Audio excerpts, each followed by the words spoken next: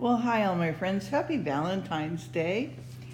Um, I would like to just read a little bit about love and give you a couple verses that you can look at throughout, the day today. Um, First of all, love is impartial. It is unselfish. It's a proof of discipleship. It's sincere, abounding, and it's fervent. It's divine. It's manifested by Christ's death, okay? It's also sacrificial, constraining, inseparable.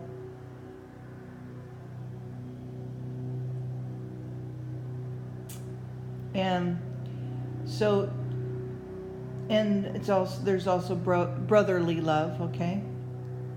Special teaching on that. Uh, so, to be impartial, Deuteronomy 10:19, love ye therefore the stranger, for you were strangers in the land of Egypt. Unselfish, Matthew 22:39, thou shalt love thy neighbor as thyself. Um,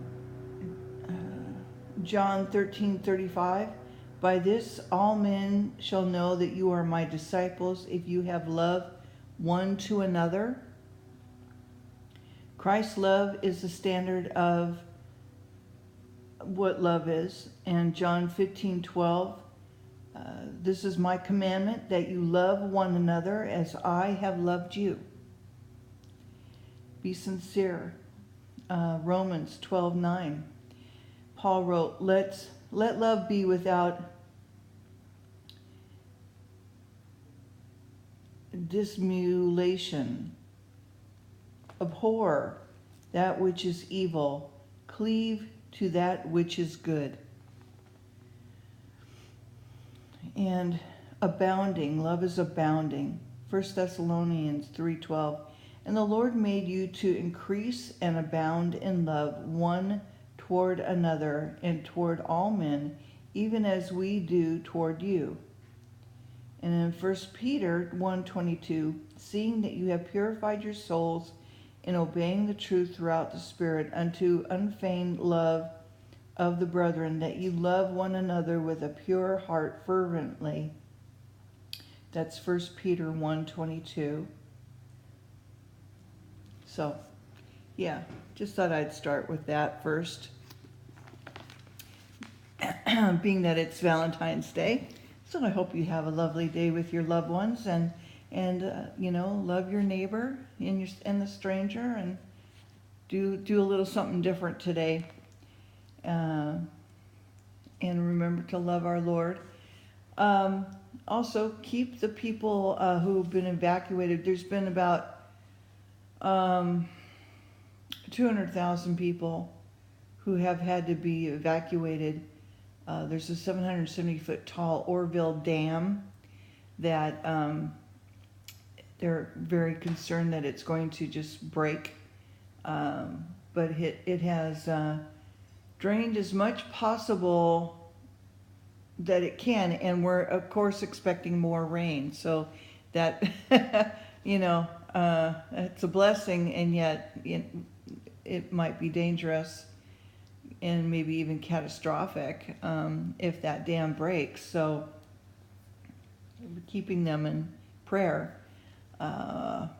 People below, so the Orville is just above Sacramento. I wonder if the Lord's trying to say something. And of course, this kind of a thing, this sort of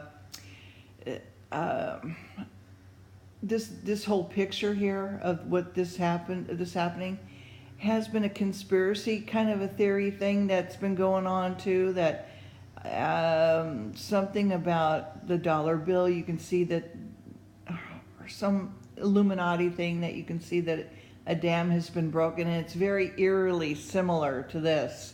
So it's kind of weird. I don't know. I'm not really into all that. Yeah. And so anyway, another thing I just wanted to kind of mention too is that very grateful to the ICE people for putting down these human trafficking things going on, and also stopping the Pizzagate stuff. Hopefully, putting a dent in that. And I just am more concerned about the children, and and the and getting them out of that situation. All right, so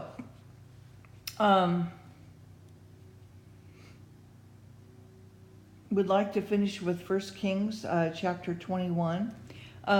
The song that I did with Diamonds and Rust, I need to work on the picking. I really need to work on that part. I don't have that at all.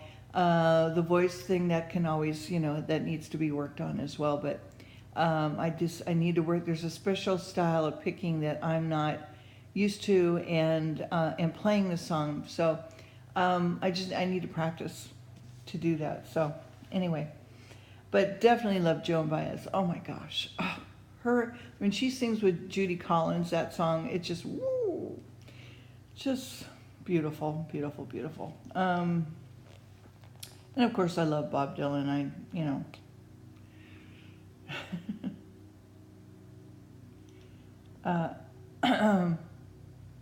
Okay, chapter 21.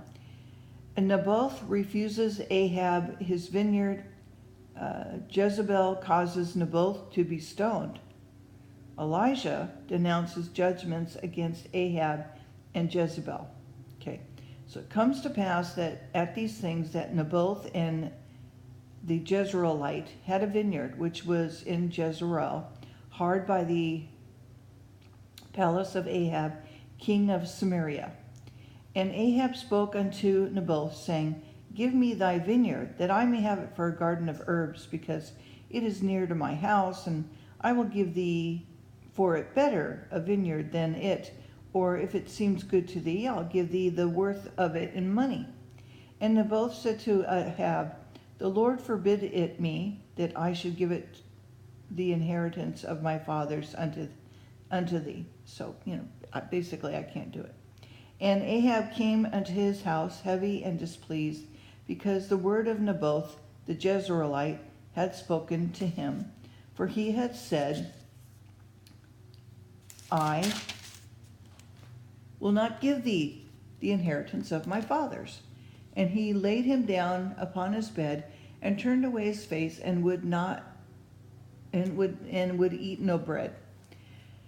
But Jezebel his wife came to him and said unto him, Why is your spirit so sad, and thou eatest no bread? And he said unto her, Because I spoke to Naboth, and he, the Jezreelite, said unto him, Give me thy vineyard for money, or else, if that pleases thee, I'll give thee another vineyard for it. And he answered, he said he would not give thee my vineyard. And Jezebel his wife said unto him, Dost thou now govern the kingdom of Israel? Arise and eat bread, and let thy heart be merry. I will give thee the vineyard of Naboth the Jezreelite. So she wrote a letter in Ahab's name, and sealed them with his seal, and sent the letter unto the elders and to the nobles that were in the city, dwelling with Naboth. And she wrote in a letter, saying, Proclaim a fast, and set Naboth on high among the people.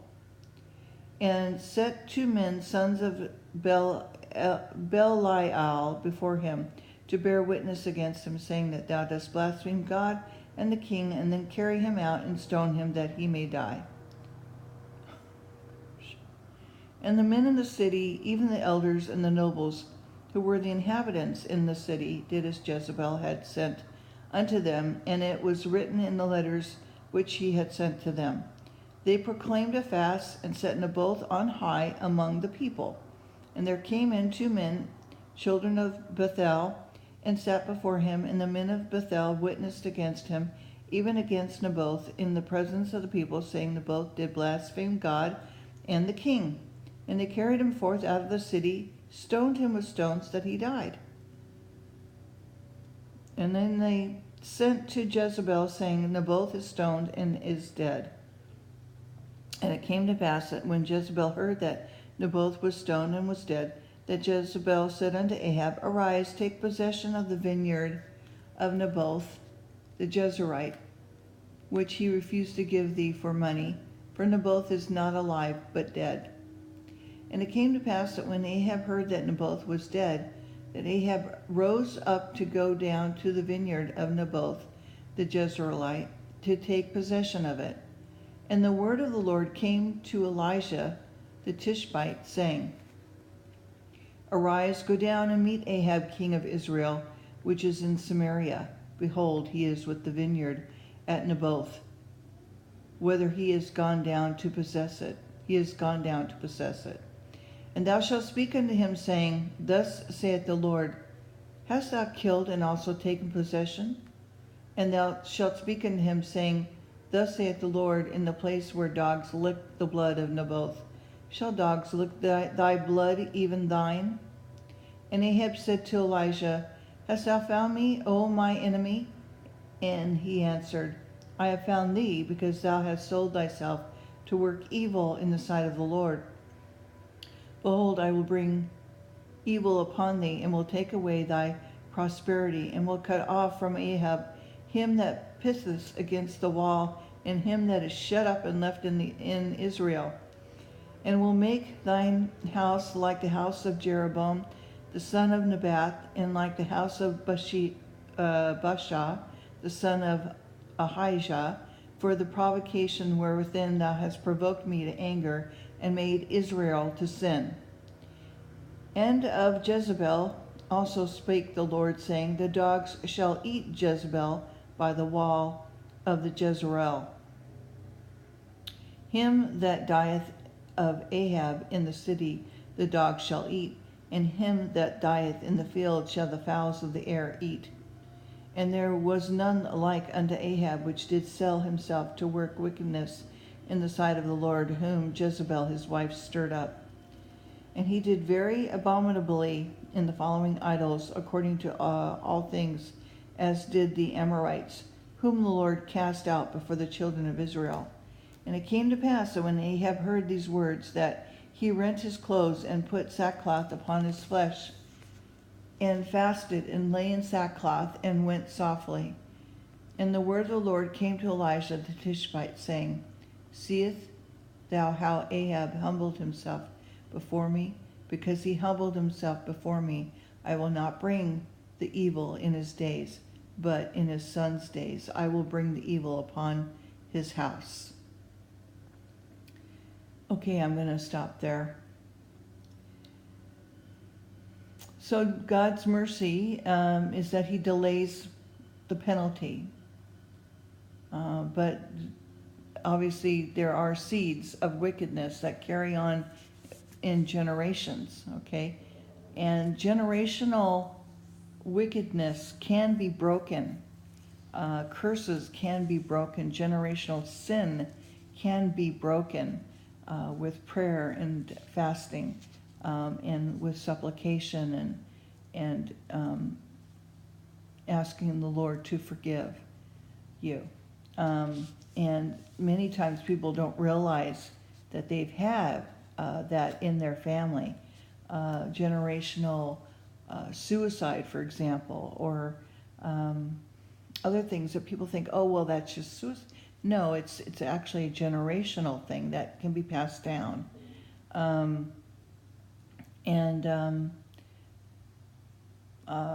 Other sins too, which I won't go into. But anyway, being that it's Valentine's Day, and want to just kind of keep it on a merry note. Anyway, I hope that you all have a very loving day, and I will talk to you soon. Okay, take care. Bye-bye.